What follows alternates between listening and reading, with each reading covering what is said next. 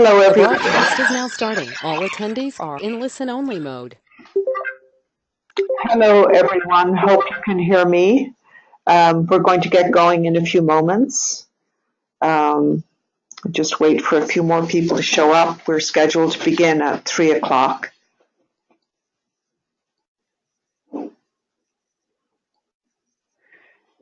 If you could just give me a green check mark if you can hear me, that would be great.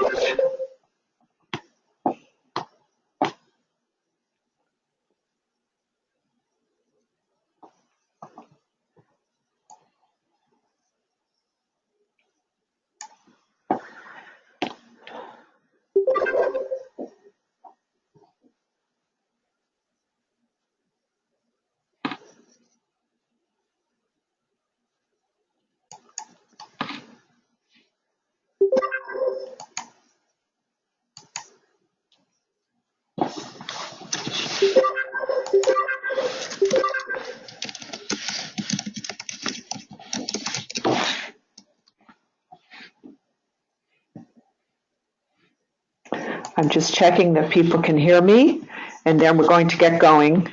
It's 3 o'clock exactly. I want to welcome you to the webinar, iPad Secret Powers. Just before we get going, a couple of housekeeping tips.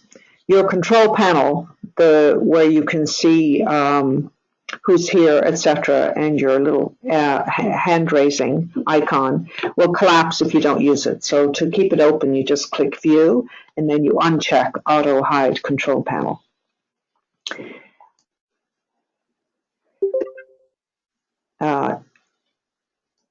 We're recording this webinar, and there are many of us here, which I'm very glad about. So we will not be able to give you microphones, but please do use the question box so you can ask questions, comments, suggestions, etc.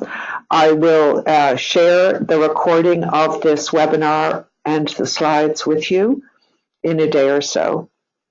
Also, if there are questions that come up and you don't get to put them in the question box, I will give you my email at the end of the webinar. So please feel free to contact me when you need to, if you have more questions.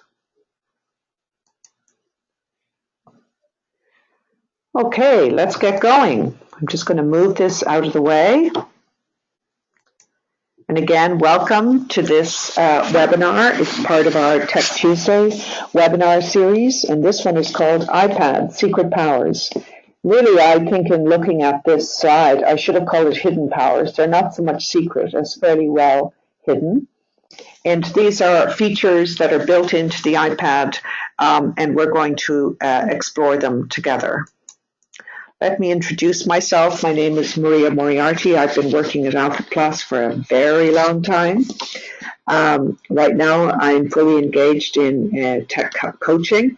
I also facilitate presentations and workshops on digital technology. I try to focus on the practical aspects.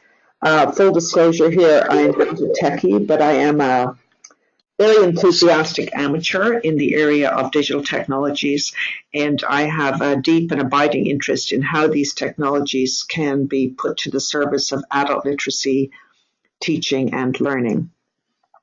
So let me tell you a little bit about today's webinar. We're going to look at some basic accessibility features on the iPad, take I'll walk through them, literally. I will mirror my iPad so you can see how I access them and how they work. And then talk about how some of these features could support teaching and learning in adult literacy. And I came up with this because part of my job at Alpha Plus is to look for apps for iPads and Android tablets that could be useful to adult literacy students and instructors. And as you know, there are many hundreds of thousands of apps out there. But many of the educational apps have been designed for children or for the K-12 sector. So sometimes it's a bit challenging to find appropriate apps for adult literacy students, but I spend my time trying to look for those. And sometimes I can, oh, somebody has a question. Let me just, oh, that's fine. If you can hear me, that's great. Forget my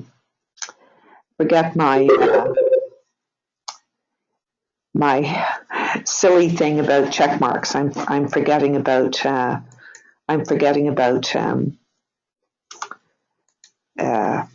that I'm using another platform today. So sorry about that. I hope you can see my screen properly now. So as I'm looking for apps, and I'm getting a little frustrated because I'm not finding as many as I'd like to, I started to think about the iPad itself as a tool for teaching and learning. And as I looked through the accessibility features, it occurred to me that many of these could be helpful to us in adult literacy teaching and learning. It's a pretty powerful device, the iPad, and it's much more than a vehicle for apps. And this is what got me going on this. I think I have another question here. No, I think I'm okay. Oh, Ghislaine has a question. Oh, that's good. She's just telling me that she can hear me. That's good. So I want to look at these features, but I want us to put on our literacy instructor hats and think about how some of these features might help students, might help us in instruction, and how we could use them to get more value from these quite expensive but quite powerful devices that we have in our programs.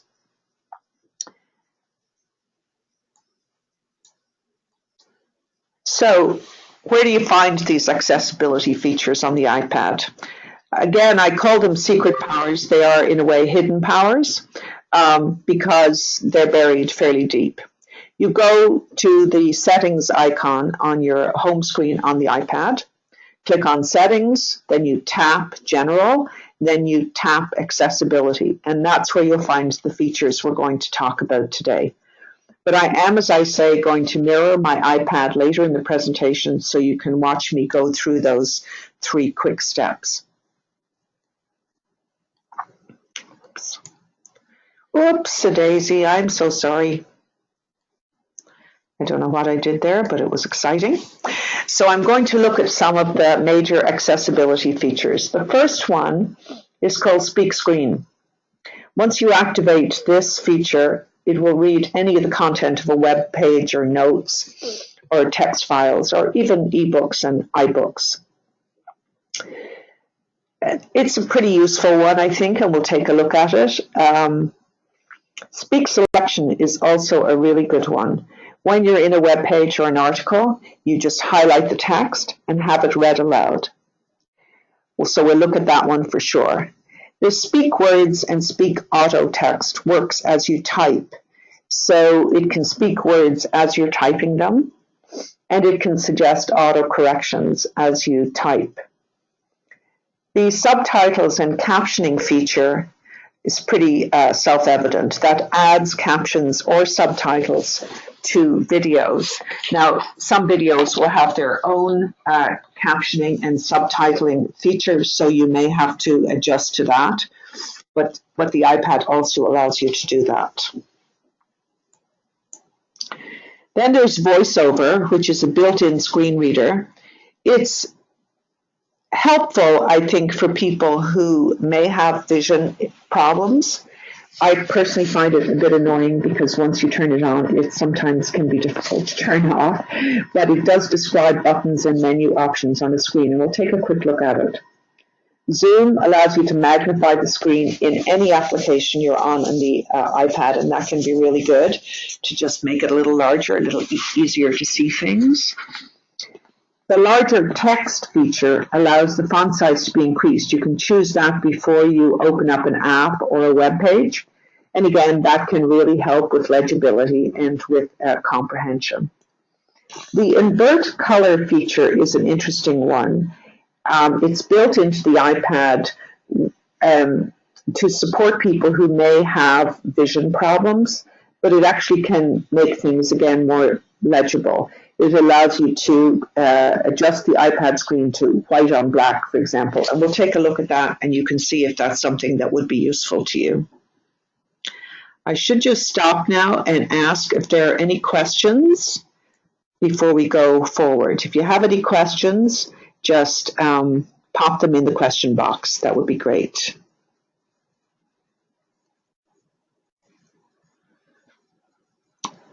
Oh, I already have some questions. Is the speak screen the same as voiceover? No, you can use speak screen without voiceover. Voiceover reads everything. Speak screen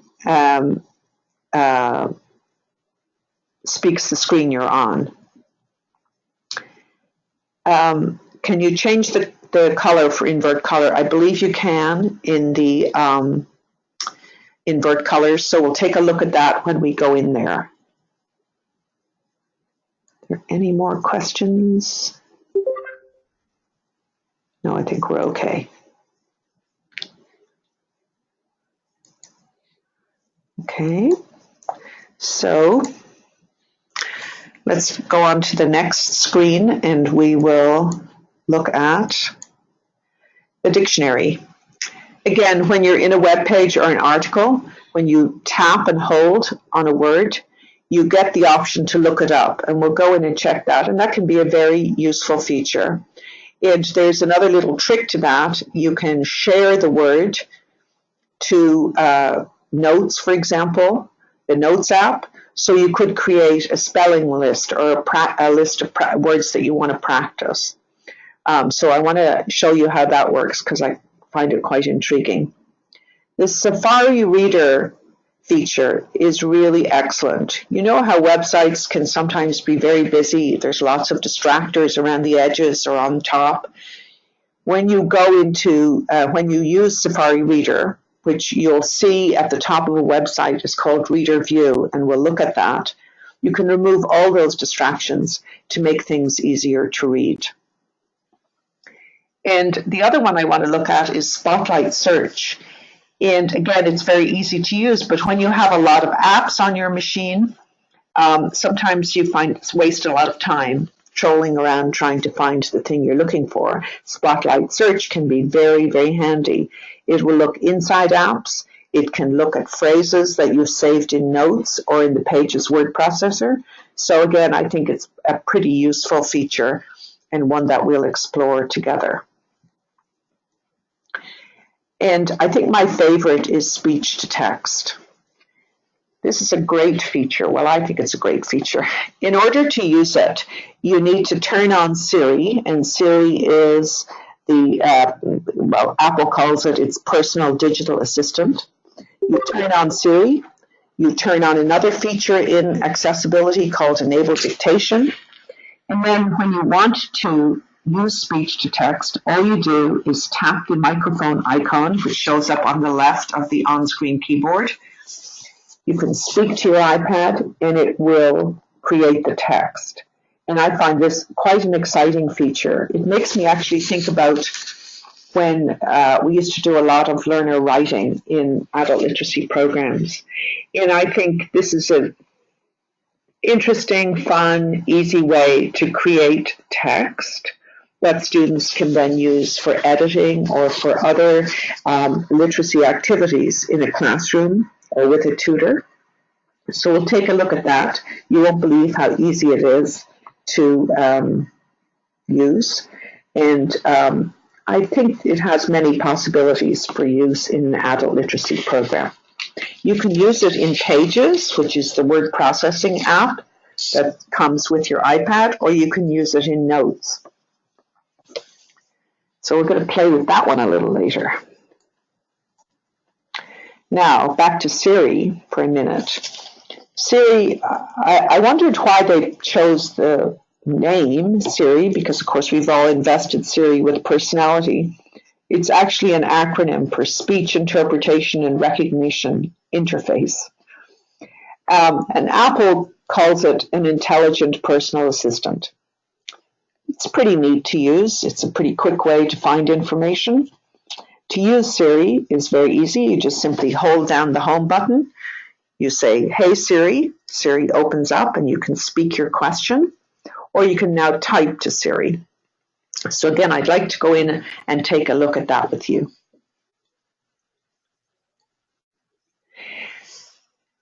All of these accessibility features, as I told you, you can find in Settings, General, Accessibility. But there is a shortcut. It's at the very end of the accessibility settings, so it's quite easy to miss. But you can use it to assign an accessibility setting, such as VoiceOver or Zoom, to just a triple click of your home button. And this is great if you're sharing the iPad. You don't have to go through those 3 steps to get to. It's very useful. Instead of hunting for a particular setting in the accessibility section, just a triple click of the home button can activate or deactivate a setting. So it's fairly useful. Now, I think the fun is going to begin. I'm going to walk you through some of these features on my iPad. But before we do that, I just want to see if anybody has questions. Now, Candace says she loves the speech to text and she uses it all the time. I know it is. It's just so exciting for some reason to see your sentences turned into print.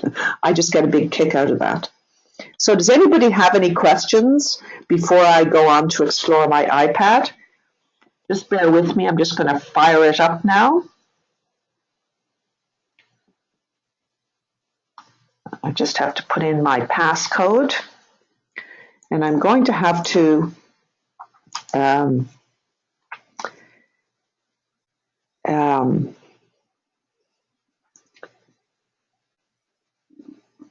just go back here because I've got to open up a little utility on my so let me just close the questions.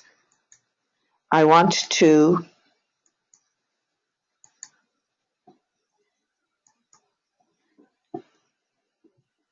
close this for a minute so that I can go to use this utility called Lonely Screen, which is a utility that allows me to mirror my iPad to my PC. Now you'll see an icon, a computer icon with a black screen. I'm going to go into my iPad and I'm going to mirror my iPad. I hope I am. Just give me a minute. Got to get my control panel up so I can link the two. And it's of course not cooperating with me, but bear with me for a minute.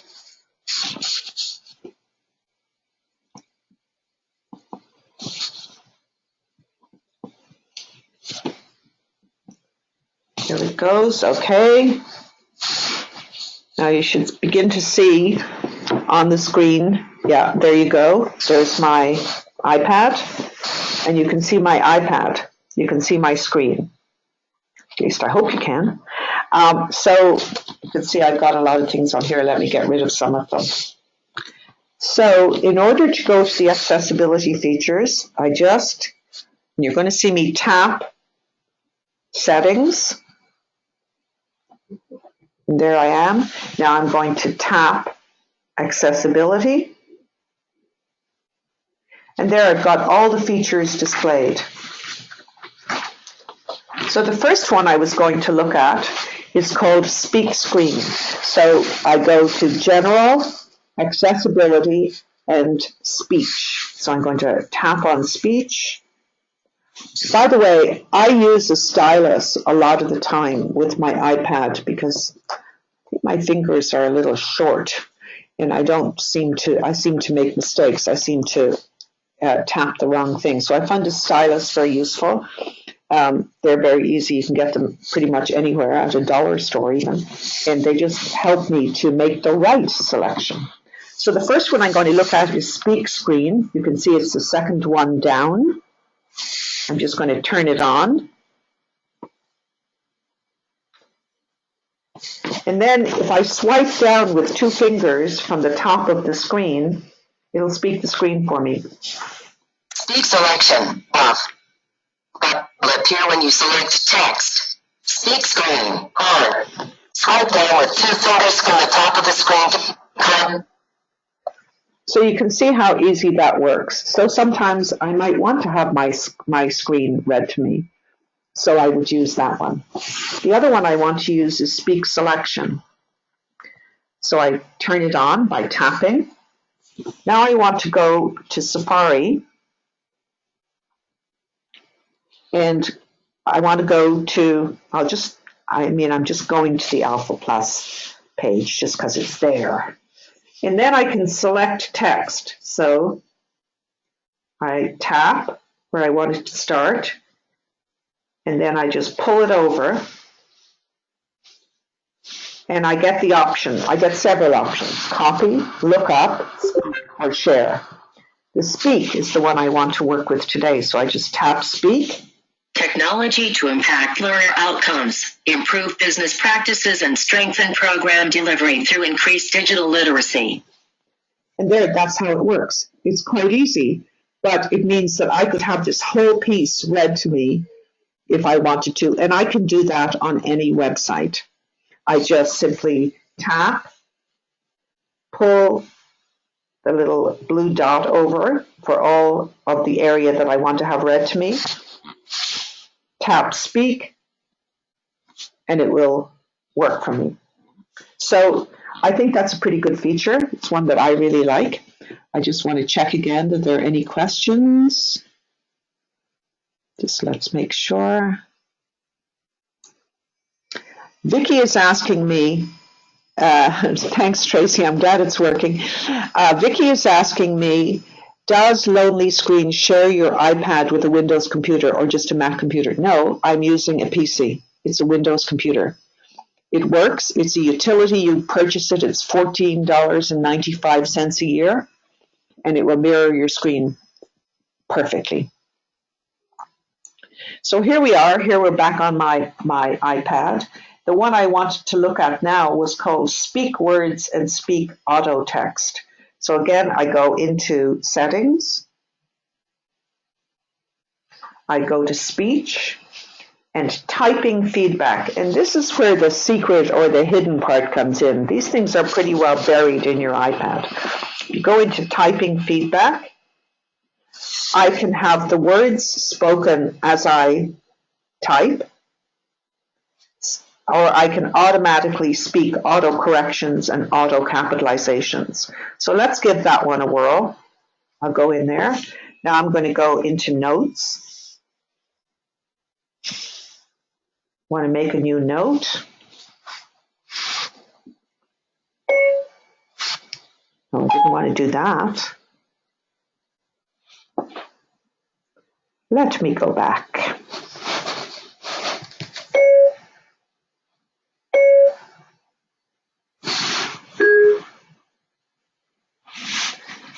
I'm going to cancel that.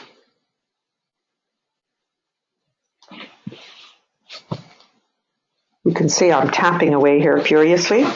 So if I want to type, once I type the word, I hit return, and I get it read to me.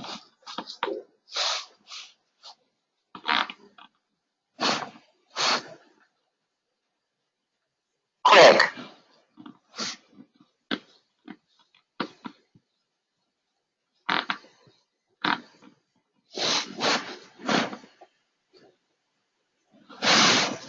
So you can see how this would work. Whoops. As I'm typing, I can use predictive text, but I can also hear the word as I type it. So I think this, again, has some potential to be a very useful tool.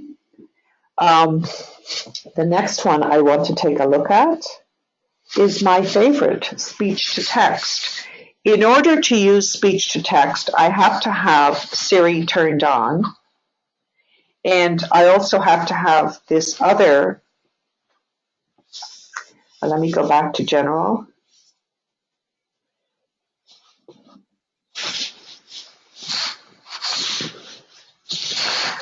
I have to have another feature turned on, which is enable dictation.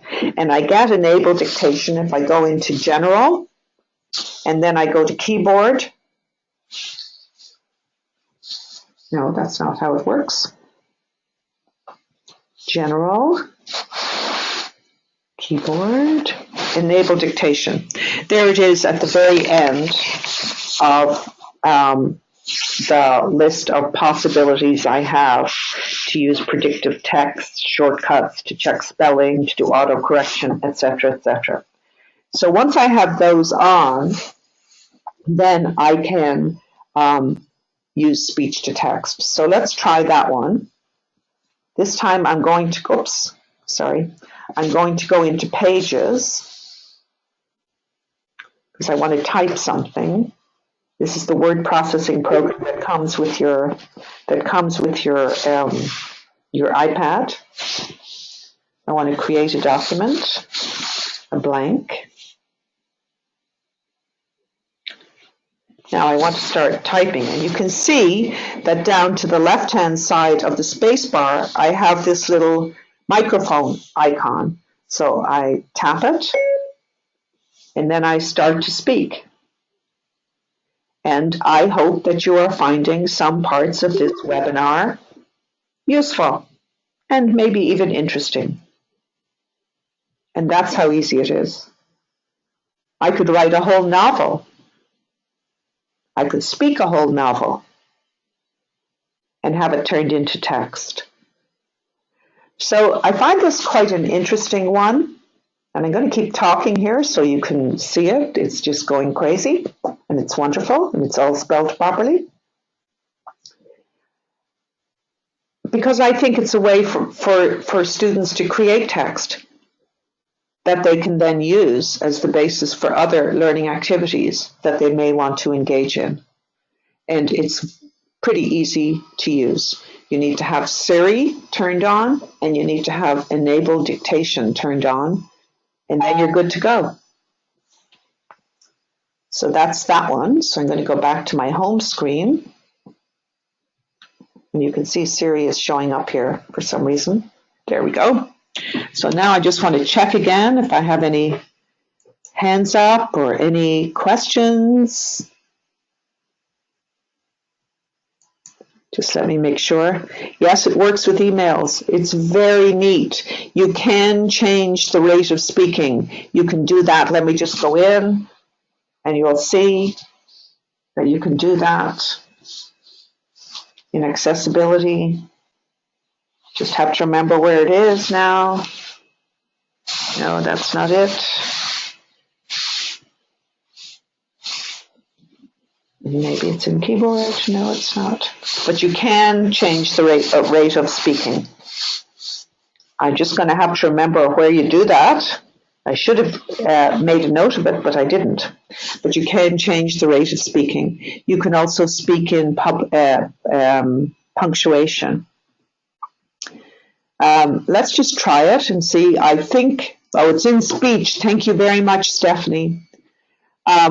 So again, I think this is one that you could use quite effectively in a literacy program, and it's fun to use, and it's a very quick way to create a block of text. So what was the next one I wanted to look at? Well, the captioning and subtitles, I think, is pretty easy to use. Let me go into Zoom, and you'll see. I'm just going to go back into accessibility, turn on Zoom, or I've got it turned on already. And Zoom is it just makes my screen bigger, right? And the thing I can do with Zoom, because I've set it up on my home button. Oops, Have I? Maybe I forgot. I don't want to do that. I don't want to do that either. I want to go back in here and look at Zoom. You double tap 3 fingers to zoom, right? Because it doesn't seem to work. Oh, yeah, there it is.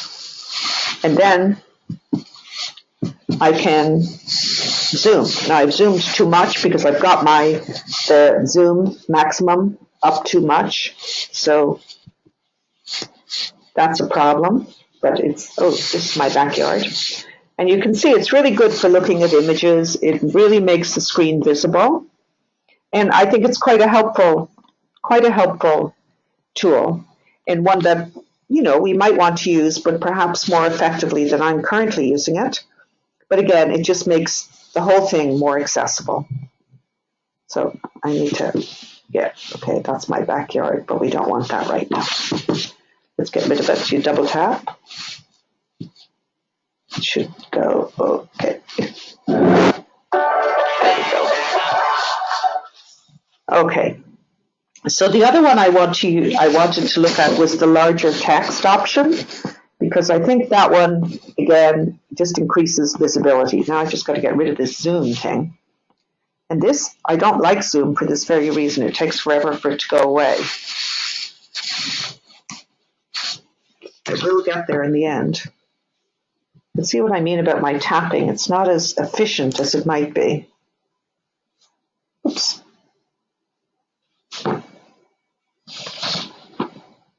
Seems to be stuck. Okay, well, what we'll do is we'll just do this. Sorry about this, but my iPad will not cooperate with me right now. So Zoom is useful, but as you can see, it can also be a problem. I'm just going to reboot here so we can get back on track.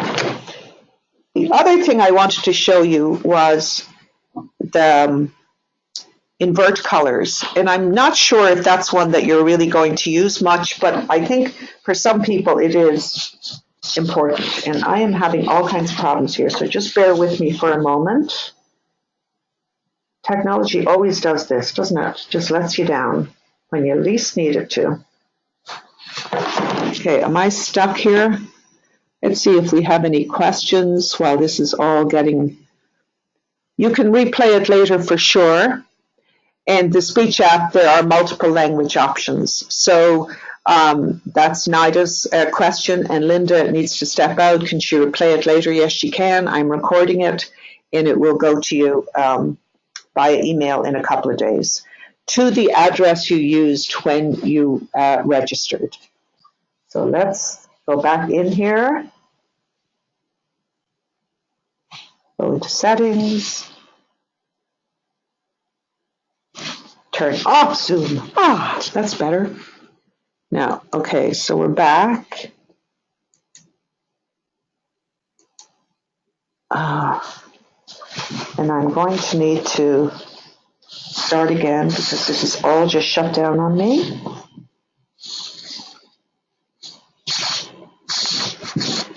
Hang on for 1 second. I'm so sorry. My iPad is just not cooperating.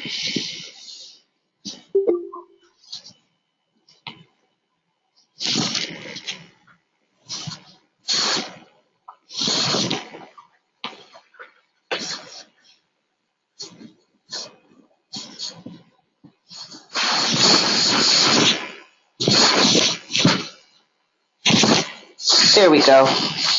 We're back to screen mirroring. Just wouldn't cooperate fully, but now it is.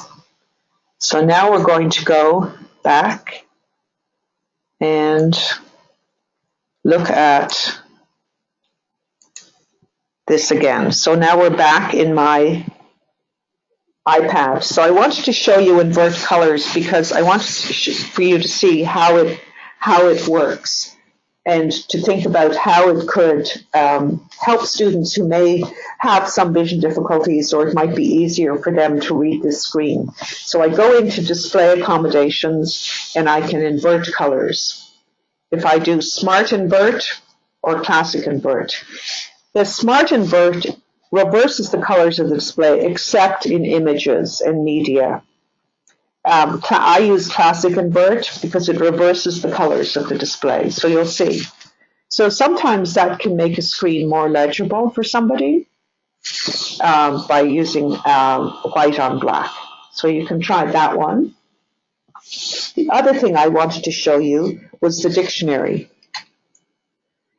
The dictionary works really well as a way to just define words. So I'm going to go in to Alpha Plus again, and I'll just take any word. I'll take individual, highlight it, and I can look it up. You see I have the option to copy, to look up, to speak, to share, or to spell. So I'll look it up, and I'll get a dictionary definition. I'll also get something from Siri, and it will search everywhere, so I'll get a lot of other stuff that I don't really need. But it's this definition, this dictionary definition at the top that could be very useful. Or the Wikipedia definition. So again, that dictionary function could be a very useful one. I can also do a couple of other things. I just highlight a word. Oops. Now, if I want to share it, what does that mean? It means I can send the word by message or mail, or I can add it to notes. Those are the things I think I would mostly use it for. So let's say I want to add it to notes. Then it's there, I can save it, and I could create a spelling list using that word. Let's take another word like education. I could share it to notes and save it. Then if I go into notes,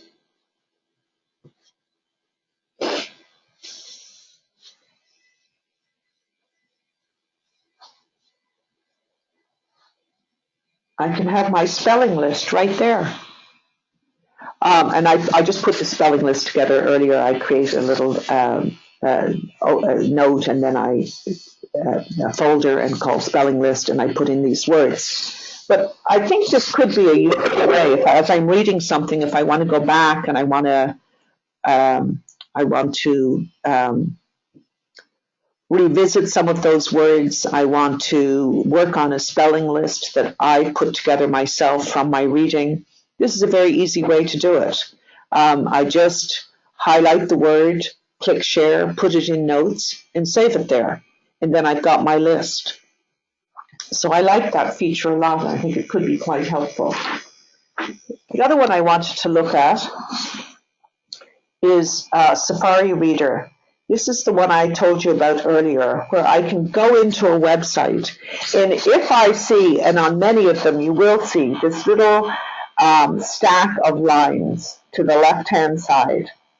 That's the reader view. That means reader view is available. So if I tap that, it takes away all of the distractors, all of that extra stuff around the edge of the piece I want to read. All of this on the right-hand side, all of the extras on the page when I really just want to focus on this piece of text. So I just literally tap it, and that's all I've got. A nice, clear, clean page to read. Again, I think that has the potential to be very useful to students. And indeed, I use it myself because a lot of websites are just so busy, you just get tired looking at them. So that's that Reader View or Safari Reader. And the last thing I wanted to do in this walkthrough was have a little chat with Siri. Now, I've set up Siri on this iPad, which is quite easy. I just turn it on, literally. And then if I hold down my home button, I get Siri. Now I have two options with Siri. I can type to Siri. So let me type to Siri. What time? Time. Oops. Is it? Oops. Can't type either. What time is? Remember, I have that other one turned on, my typing voice, so that's why you're hearing that. It's 3:39 p.m. Now, Siri just told me that. Now, the other thing I can do, if I go back to Siri, I can just say, hey Siri, what time is it? It's 3:39 p.m. What's the temperature in Sudbury, Ontario? Hey Siri, what's the temperature in Sudbury, Ontario? Pretty cold in Sudbury.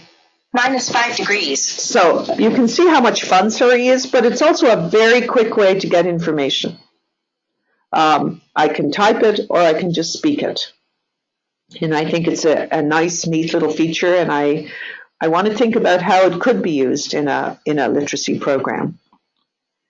And that's pretty much that for the walkthrough of my iPad. I just want to go back to my presentation and see if there are any questions. Lena asks, that she's just been able, yeah, there will be a handout. There are handouts, and I will share the recording and the slides with you. I have an iPad Air. It's not that new. I've had it for a couple of years. Now, Andy says if you double tap on Zoom, it will bring you back to the accessibilities window. Yeah, I tried that. Sometimes it works, I find, and sometimes it just doesn't, which is why I'm put off by Zoom. Maybe it's my little stubby fingers. I don't know. But yes, you're right. If you double tap on Zoom, it'll bring you back to the accessibility window. So I just wanted to continue briefly and take a look at the teaching and learning, because the iPad, as I say, is a pretty powerful little device. I wonder how we could use it and its built-in features in literacy programs.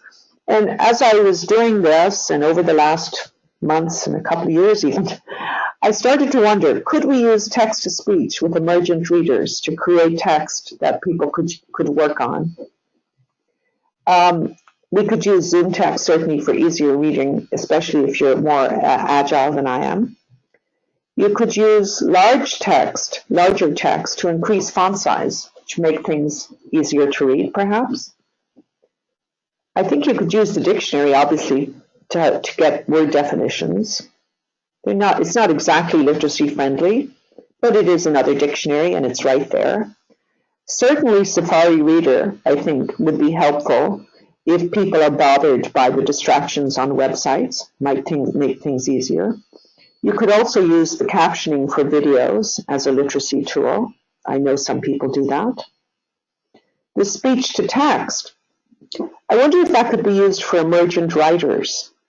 If I want to write something, but it's taking me a very long time to type it or write it out, maybe I could do a first draft by using speech to text.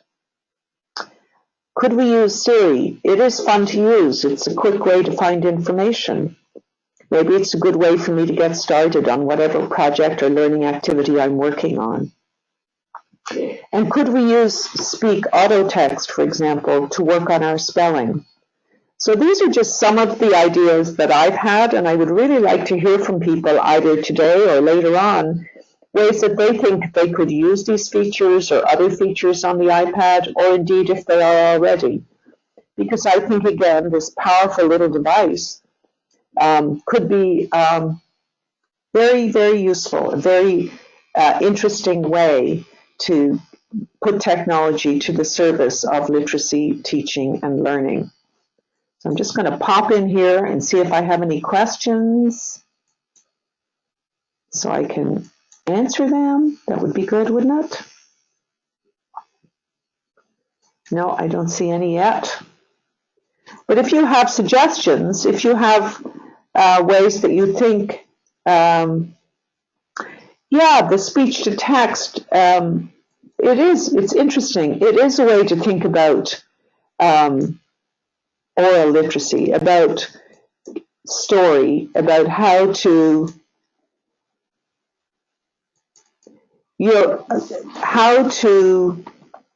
work between, that margin between the oral and the print. Now, Stephanie says her iPad Air doesn't seem to have speech to text. Well, it does, I think, but you need to have Siri turned on and you need to have enable dictation turned on. And so enable dictation is the key, because then you'll get that little microphone to the left of the keyboard, and that will enable you to use text to speech to text, sorry. Now, are there any other questions? Oh, it doesn't have enable dictation? Let me just go back in here to the iPad and just see. Because my iPad is not a new one. I've had it for a couple of years. I'm just going to double check where that enable dictation is so that I can show you. I think it's in keyboard. And I know that you absolutely have to have that in order to, if you go into general and then into keyboard. So let me just crank up my iPod sharing again. Come on. Okay, my screen mirroring, lonely screen. You should get it in a moment. There it is. Let's go back in to general, keyboard. It's right down at the bottom. It's right there. It's not in accessibility. It's just in general and keyboard. So I wonder about that.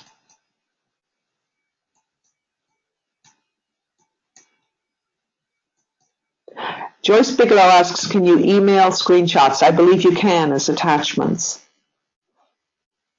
These questions that I'm not answering very thoroughly now, I will follow up with you. Oh, you found it. Great, Stephanie. It's well hidden. And it didn't seem to have anything to do with anything, but there it is.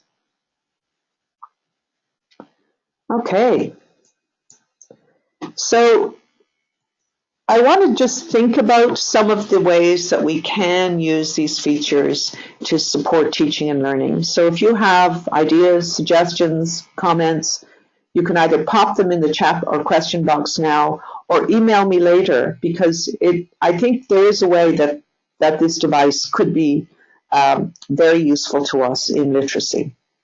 Now, as we come to an end here, I have put together a set of resources so you can do some follow-up with yourself, by yourself. I will put them into a handout and email them to the address you used to register for this webinar. So the basic one is to get to know your user guide. It's a very good one. Then you can keep up with accessibility features because they are not constantly, but very regular being updated. I also wanted to talk to you about Apple Teacher. I've signed up for it. It's free.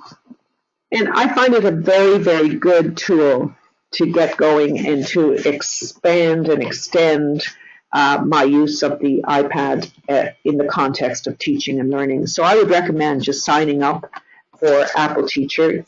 And I think it really, is a good way to get started. I've also put together lists of resources You have to watch me. I will send you lists of all kinds of things, but some of these are very useful.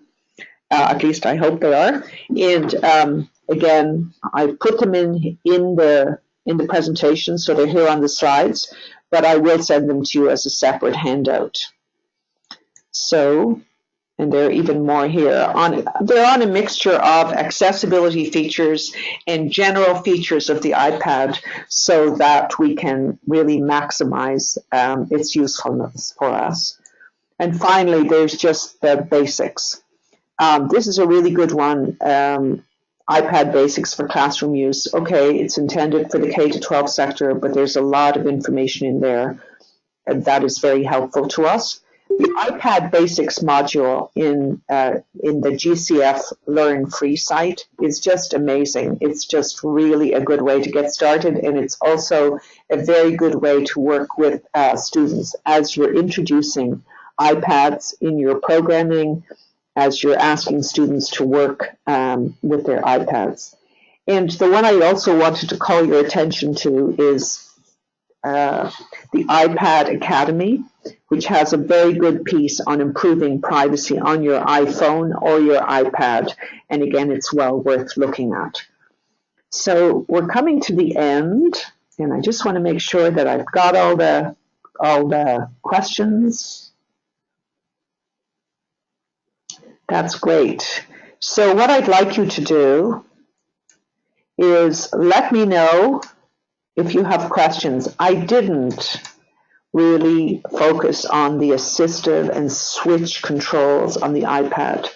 Those are used by people who are living with physical disabilities and want to use the iPad. If you want more information about that particular aspect, I'm more than happy to share what I have with you. So you just email me. I'm at mmoriarty@alphaplus.ca. If you have other questions, other comments, ideas about using the iPad, questions about features that I've touched on today, if you need more information, please don't hesitate to contact me. Thank you very much. I'm going to stay online for a little while if you have questions or comments or suggestions. And if not, I just want to say thank you very much for coming today. I will send you the recording and the slides, and I will send you the list of resources as an attachment to the address you used when you registered for the webinar. Thank you very much. Okay, I'm just going to open up my questions pane again and hope that there are some questions in there.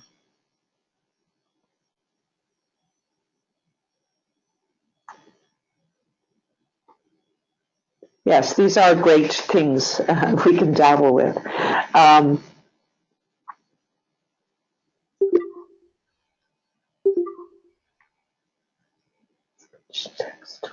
Okay. Oh, I understand Joyce's question now. You'd like screenshots from the presentation. Okay, we can put that together for sure.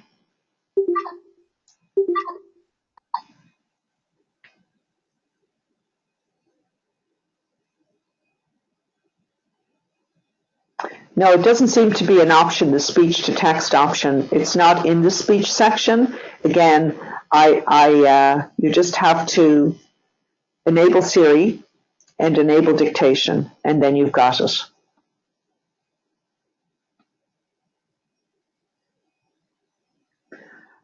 Now, Julianne has a very interesting question. Can you use Lonely Screen to project onto a smartboard? I bet you can. I don't see why not, but let me double check and get back to you about that to make sure that I'm right. Okay.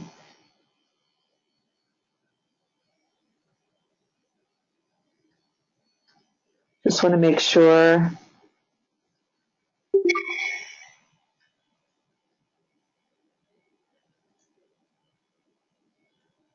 Okay, Julianne, the utility I used to mirror the iPad is called Lonely Screen.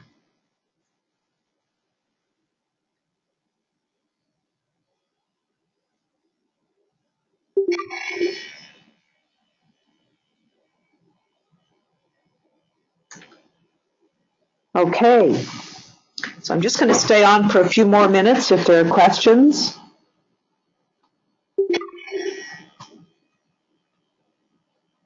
I'm very happy to try to answer them anyway. And as I say, you can always email me. I'm just going to put my email in here so you can see it.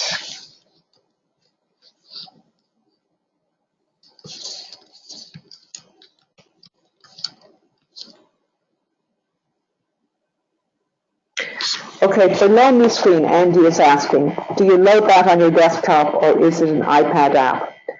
What I do, Andy, is I purchased it. It's a utility that is on my desktop now. It's on my PC. And then when I go into my iPad, I just open up AirPlay. You go into the control panel. You just swipe up from the bottom. You click on screen mirroring. And once I have the utility installed on my computer, it will show up as an option under screen mirroring. I click on it, I tap on it, and then my computer and my iPad can talk to each other.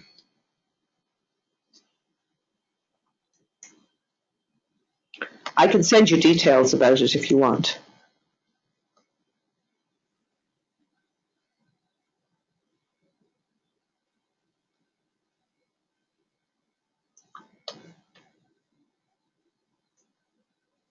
Again, I'm just going to pop up my last slide so you can get my email address. All questions, suggestions, comments, welcome. Just email me, and I will be very happy to try to answer your questions. And if I can't, I'll get somebody who can. All right, I think I'm going to call a halt now. Thank you very much again for attending. I'll be looking forward to hearing from you, and I will send you the recording and the resources over the next day or so.